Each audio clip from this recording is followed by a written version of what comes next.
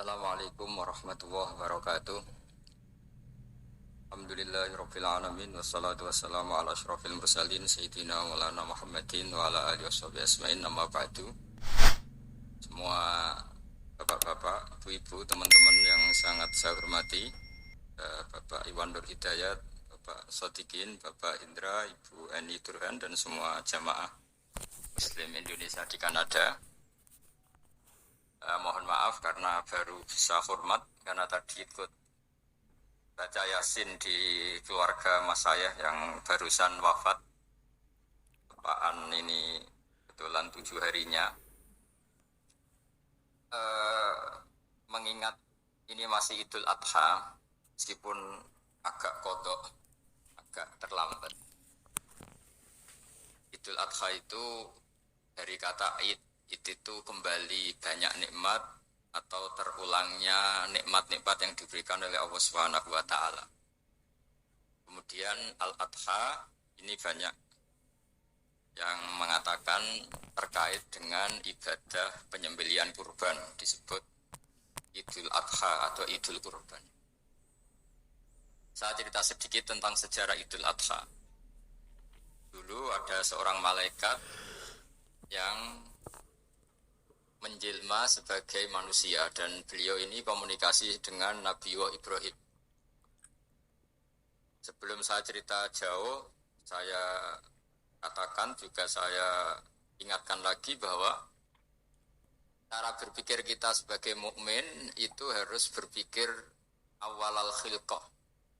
Awal kita dijadikan oleh Allah Ta'ala, yaitu Nabi Adam materinya dari tanah, nyatanya bisa jadi Nabi Adam.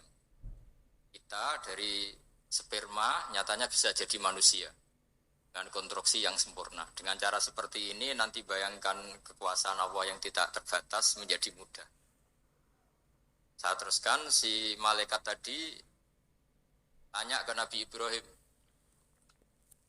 saya minta kambing kamu.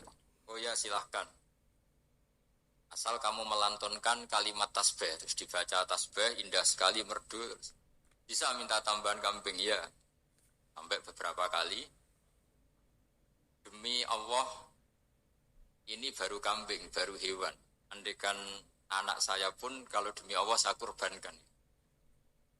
Singkat cerita, versi riwayat ini, suatu saat Nabi Ibrahim diuji dengan dimintanya anak untuk dikurbankan.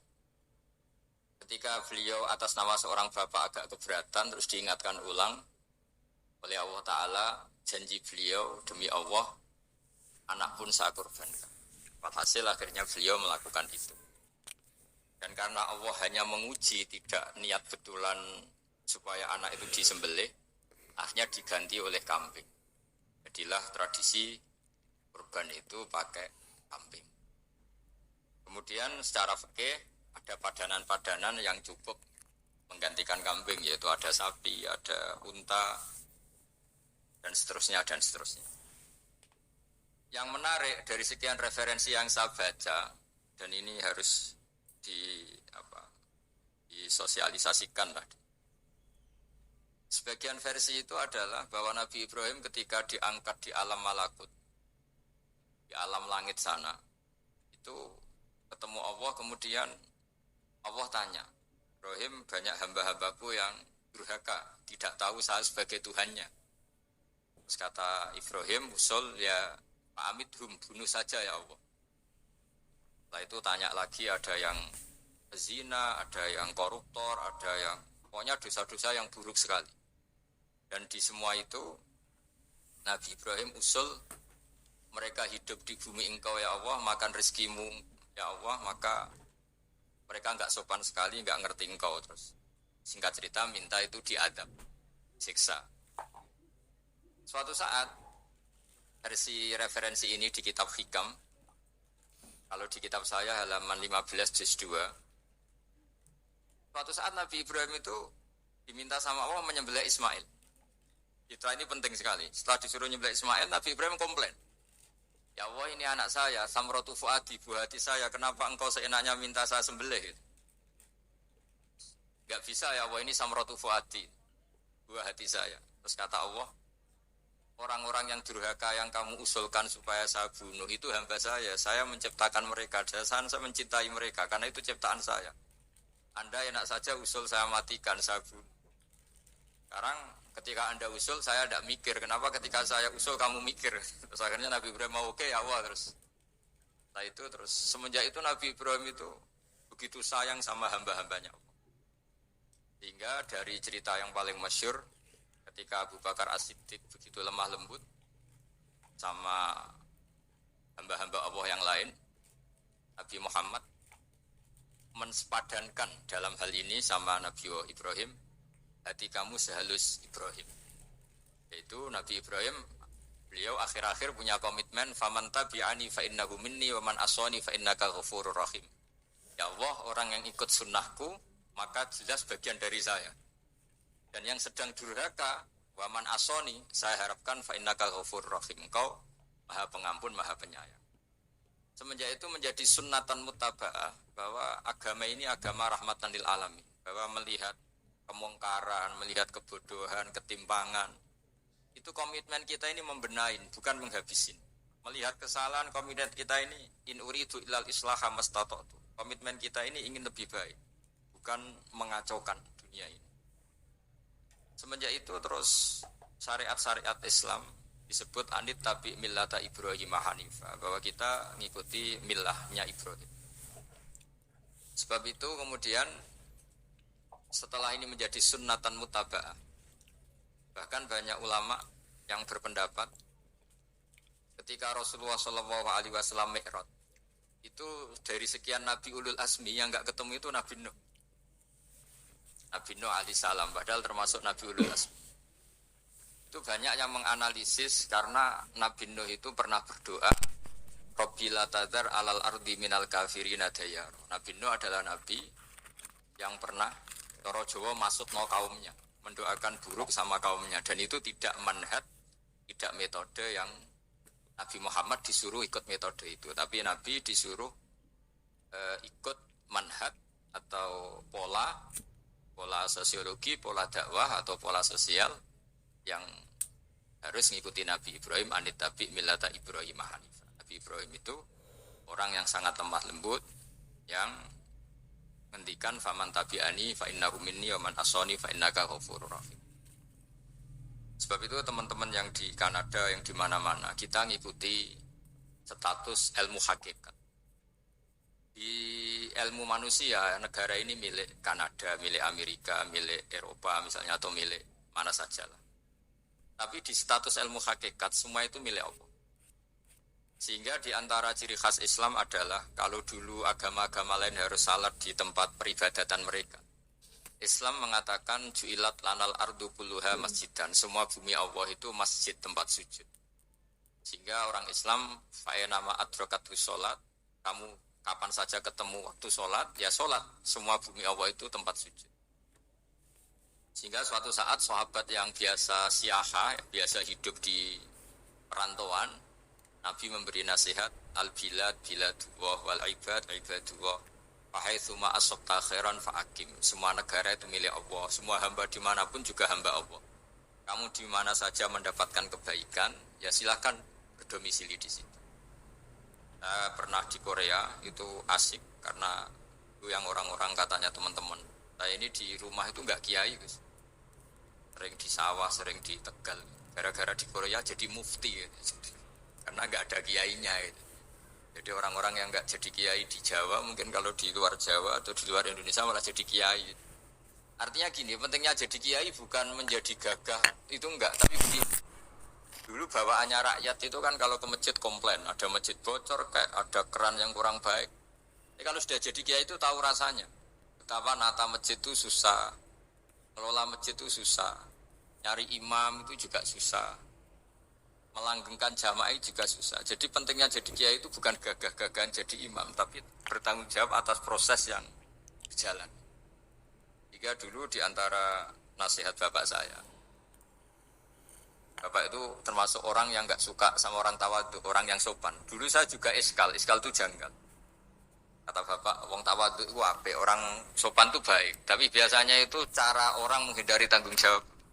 Disuruh jadi kiai gak mau. Tapi kalau ada kiai salah komplain. Disuruh jadi menteri gak mau. Kalau ada menteri salah komplain. Disuruh jadi apa gak mau. Kesannya tawaduk, tapi sebenarnya hanya ngindari tanggung jawab. Disuruh pidato gak mau. Disuruh jadi MC gak mau. Tapi kalau ada orang salah komplain. Jika kata bapak tawaduk itu baik, asal tawaduk betul. Tapi kebanyakan enggak. Tawaduk itu ngindari tanggung jawab sambil cari salahnya orang lain. Nah ini yang tawaduk yang akhirnya kurang baik. Nah teruskan, jadi Nabi Ibrahim ini panutan yang luar biasa. Beliau adalah orang yang alami sekian proses sosial yang akhirnya diakui sebagai Khalilur Rahman, orang yang sangat dicintai Allah Ta'ala. Di antara sebab dicintainya Nabi Ibrahim adalah seperti yang dialami Nabi Adam. Nabi Adam ketika turun di bumi, itu keresahan pertama itu bukan karena kurang makanan atau kurang minuman, tunda. Beliau turun di bumi mendapati bangsa yang lain, kalau dalam kitab disebut Banul Jan. Itu dia janggalnya Masya Allah. Ini orang makhluk-makhluk ini kok tidak kenal sama Allah yang menciptakannya. Kan aneh ya kalau kita hidup di Kanada terus gak tahu PM-nya siapa, Perdana Menterinya siapa. Kita hidup di Indonesia gak tahu presidennya siapa. Itu kan aneh. Kita hidup di kampung gak ngerti lurahnya siapa aja aneh. Ini hidup di buminya Allah kok gak tahu Allah itu siapa. Gak pernah menyebut Allah. Padahal harusnya yang paling dikenal pertama itu ya zat yang menciptakan kita, menciptakan langit bumi dan sebagainya. Sehingga beliau itu gerutu itu komplain. Ya Allah ini enggak fair dunia ini, engkau yang menciptakan, engkau yang memberi rezeki, kemudian mereka enggak kenal engkau. Ini kata Nabi Adam alaihissalam. Barokahnya komplain itu, jadi komplain itu yang diridhoi Allah juga banyak. Akhirnya Allah meridhoi Nabi Adam, dosa-dosanya, salahnya itu diampuni. Ya ukuran seorang nabi beliau dianggap salah itu diampuni karena keresahan beliau itu takut Allah nggak dikenal. Nah, masjid yang di Kanada di Montreal juga ketakutan kita ini jangan sampai orang Islam tidak punya tempat ibadah. Meskipun setelah punya tempat ibadah, ketakutan kita jangan-jangan ibadahnya tidak sesuai sunnah Rasul. Setelah sesuai sunnah Rasul kita takut lagi, jangan-jangan memaksa sesuai tapi karena ingin benar. Dan setelah ingin benar, takutnya secara tasawuf ngimani kebenaran itu. Bukan ngimani rahmatnya Allah, tapi ngimani kebenaran itu. Akhirnya jadi ujub. Ujub itu bangga amal diterima karena kebaikannya, bukan karena fadlnya Allah, karena anugerah. Nah ketakutan-ketakutan ini khas orang soleh. Orang soleh itu kalau gak sholat takut. Setelah sholat takut gak sesuai syarat rukun. Setelah sesuai semua takut iktimat alal amal. Membanggakan kebenaran, tapi bukan membanggakan luasnya rahmatnya Allah Ta'ala. Sehingga di luar ilmu fikih ada ilmu namanya ilmu tasawuf, ilmu yang mengelola hati.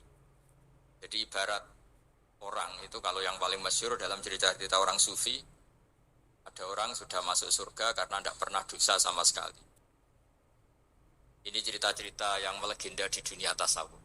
Tanya Allah, kenapa kamu masuk surga? Karena saya taat terus ya Allah, nggak pernah maksiat sama engkau.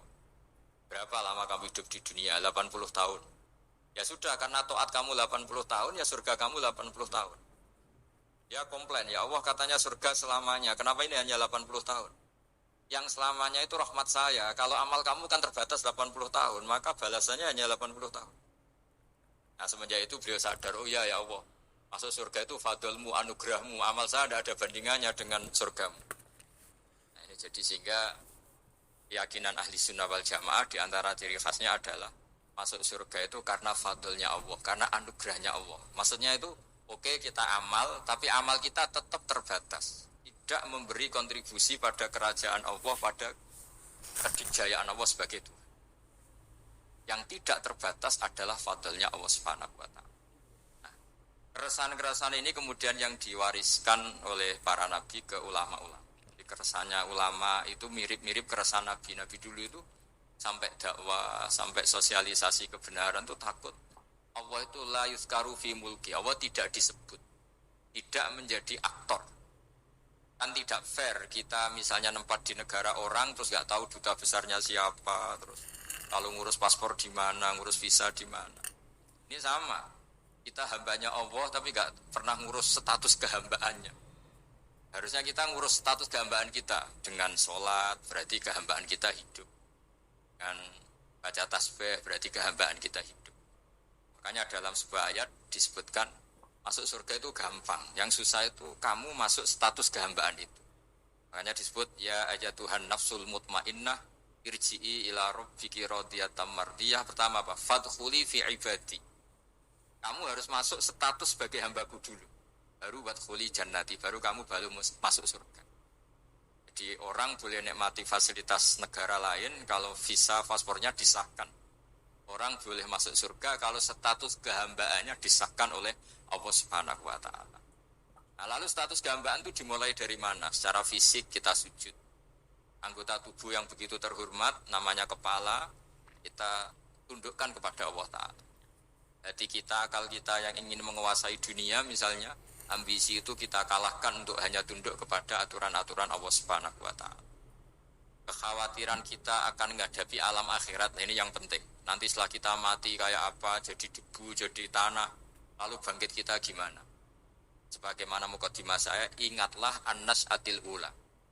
Ingatlah penciptaan pertama, bahwa Allah punya reputasi menciptakan Nabi Adam dari tanah. Dan di tubuh Nabi Adam itu tersimpan calon generasi berikutnya ila yaumil qiyamah. Kayak apa susahnya bikin Nabi Adam kalau andikan kita boleh berpikir. Bikin satu master manusia yang akan melahirkan manusia seluruh dunia. Ibaratnya chipnya itu sudah ada di punggung Nabi Adam. Dan itu materinya dari tanah. Dengan berpikir gitu maka ketika kita meninggal sudah jadi tanah, kembali lagi jadi manusia adalah hal yang mudah. Karena Allah punya reputasi menciptakan manusia super yaitu Nabi Adam dari tanah. Jika setiap kali kita iskal janggal terhadap kekuasaan Allah, kata Allah Ta'ala, Qul yuhihal ladzi ansha'aha awwala marrah. Kalau kamu janggal terhadap kemampuan saya, kemampuan kami menghidupkan tulang belulang yang sudah rapuh, sudah hancur, maka ingatlah reputasi saya, kata Allah, reputasi kami menciptakan Adam dari tanah. Ya, para nabi itu, ini semoga teman-teman yang di Kanaja masih ingat betul iman yang dilatih para guru kita di Jawa, di Indonesia. Para nabi itu saking imannya sama Allah, itu tidak ada, sampai kasarnya itu nggak tahu bedanya antara hal itu masuk akal maupun tidak. Saya beri contoh begini, kalau dalam ilmu tauhid, dan ini harus kita latih terus sampai ketemu Allah Ta'ala. Ketika telur jadi ayam, itu sebetulnya itu kita juga tidak ikut mampu bikin telur jadi ayam. Tapi berhubung sering terjadi, kita bilang telur jadi ayam itu mungkin. Mungkin itu ya mungkin sering terjadi.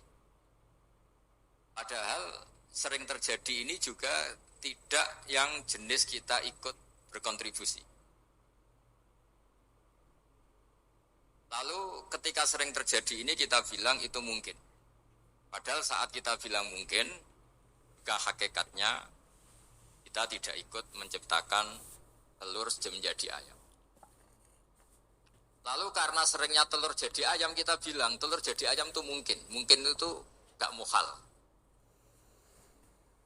Begitu juga bebijian, nanti jadi pohon besar yang rindang, yang berbuah kita katakan mungkin. Kenapa kita katakan mungkin? Karena itu sering terjadi. Toh kita pun tidak ikut menciptakan biji jadi pohon besar, telur jadi ayam. Artinya apa? Zaman sesuatu itu sering terjadi, kita pun sebetulnya tidak pernah ikut menciptakan. Hanya menyaksikan sering, terus kita bilang itu mungkin. Tapi kita tidak memberi kontribusi sama sekali. Semua itu karena kudrohnya Allah, kemampuan Allah.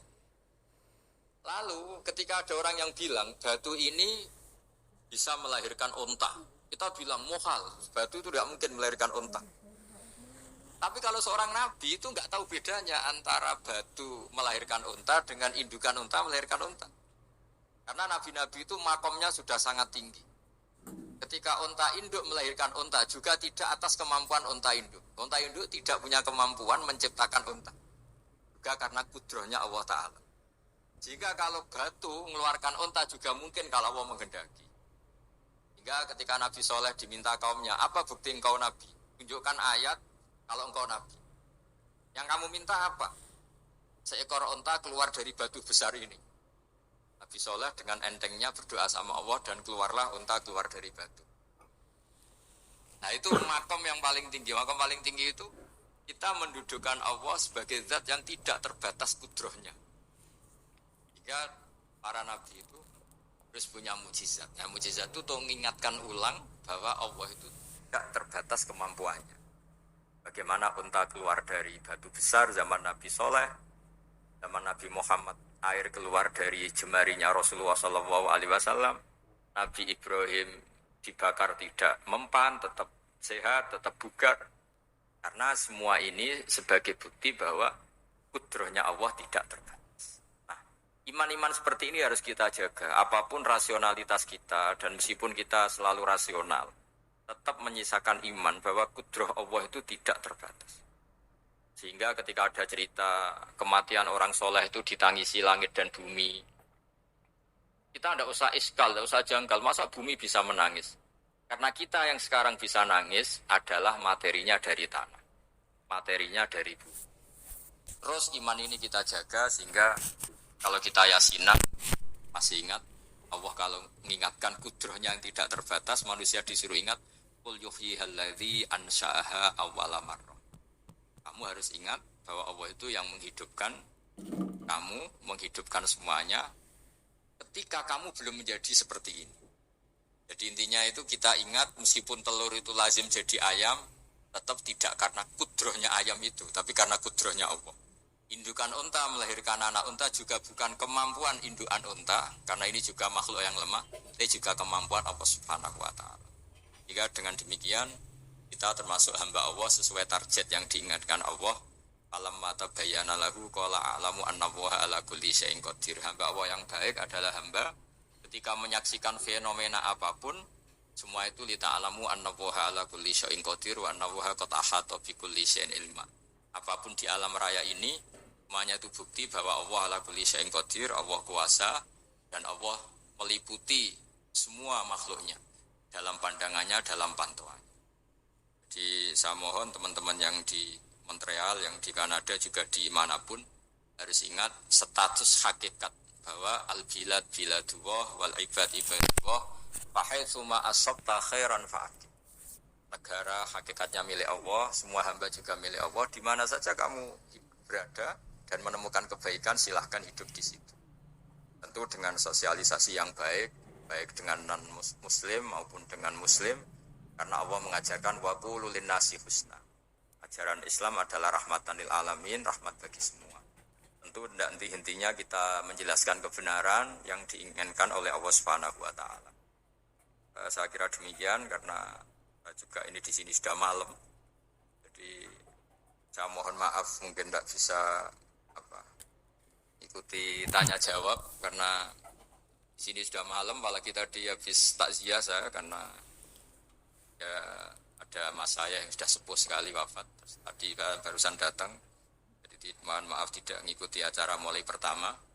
Tapi saya mohon ayat-ayat Quran yang saya terangkan tadi bahwa untuk mensifati Allah kudrohnya tidak terbatas. Ingatlah bahwa kita yang secerdas ini, yang sehebat ini, kita semua manusia yang cerdas begini, matanya bisa melihat, hatinya bisa merenung, otaknya bisa berpikir cerdas. Itu dari materi tanah. Dan Allah mampu. Allah bisa bikin orang miliatan gini dari satu orang manusia namanya Nabi Adam. Kayak apa susahnya bikin konstruksi Nabi Adam kalau boleh dibahasakan. Dan itu Allah punya reputasi mampu. Dengan cara seperti itu kita akan gampang iman bahwa kita setelah meninggal dan menjadi tanah, ya sama seperti kita masih hidup. Zaman kita hidup ya tidak tahu cara kerja jantung kita, nafas kita, uratnya gimana, terus sistem tubuh. Meskipun ilmu medis ngerti mengurai itu, tapi tetap saja hanya ngerti, tidak menciptakan. Yang menggerakkan jantung, organ tubuh kita tetap Allah Subhanahu wa Ta'ala. Dia yang Al-Fa'idul Mukhtar, dia yang semuanya mengendalikan kita. Artinya zaman kita hidup pun sebenarnya kita yang tidak mengendalikan kita. Nafas kita ya dalam kendali Allah, ikhtiar kita dalam kendali Allah. Sama setelah kita mati juga dalam kendali Allah. Ya, guru-guru kita semuanya melatih inna sholati wa nusuki wa mahyaya wa mamati lillahi rabbil alamin. Hakikat ibadah kita, hakikat hidup kita, hakikat mati kita, semuanya tidak dalam kendali kita. Semua itu dalam kendali Allah Ta'ala. Dengan demikian terus kita insya Allah ingin jadi hambanya dulu. Baru setelah jadi hambanya, baru sah menjadi ahli penghuni surganya. Wadkhuli fi ibadi, baru wadkhuli jannati. Masuklah berstatus sebagai hambaku, baru engkau kalian semua layak menjadi penghuni surga. Mohon maaf atas semua kesalahan. Wabillahi taufik. Wassalamualaikum warahmatullahi wabarakatuh.